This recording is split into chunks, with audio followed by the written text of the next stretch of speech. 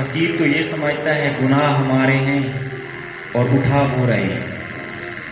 گناہ ہم نے کیے، ان نے کون سا ایسا عمل کیا کہ ان کے اوپر اتنی آزمائش آئی؟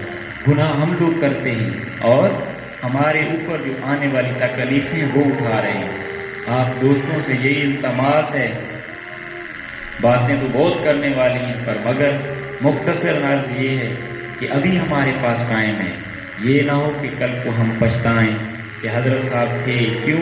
جب زمانے میں کوئی بھی ولی ہوتا ہے تو اس کی لوگ قدر نہیں کرتے، جب وہ چلا جاتا ہے تو پیچھے لوگ پچھتاتے ہیں کہ ہے ہم نے کیا کیا، اس سے کچھ حاصل کر لیتے۔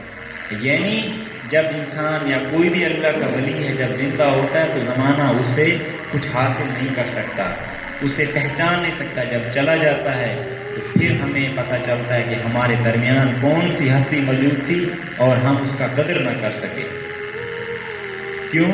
کوئی بھی ولی جب دنیا سے رخصت ہوتا ہے تو اللہ آسمانوں پر جبرائیل سے حکم دیتا ہے کہ جاؤ 7 آسمانوں پر 7 زمینوں پر یہ اعلان کر دو، یہ جو شخص دنیا سے ابھی رخصت ہوا ہے اس سے میں رب بھی پیار کرتا ہوں، آپ بھی پیار کریں۔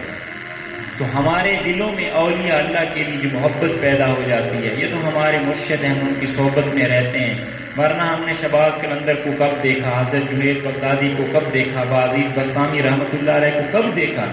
ان کے لیے ہمارے دلوں میں محبت کیوں ہے؟ کیوں انہوں نے خدا کو یاد کیا؟ جب وہ دنیا سے انتقال کیا تو اللہ نے ان لوگوں کے لیے ہمارے دلوں میں محبت ڈال دی۔ آج تک ہم ان کا نام لیتے ہیں بڑے ادب سے، حالانکہ ہمیں اپنے دادا اور پردادے کے نام کا پتہ بھی نہیں، اور لیتے بھی ہیں تو کسی ادب کے ساتھ بھی نہیں لیتے، حالانکہ یہ تو ہمارے رشتہ دار تھے، ان سے ہمارا تعلق دین کا تھا۔ پر فقیر آپ دوستوں سے یہی ریکویسٹ کرتا ہے کہ حضرت صاحب کی اللہ دعا کریں، انہیں حیاتی دے، ان کا سایہ ہمارے اوپر ہمیشہ دائم و قائم رہے۔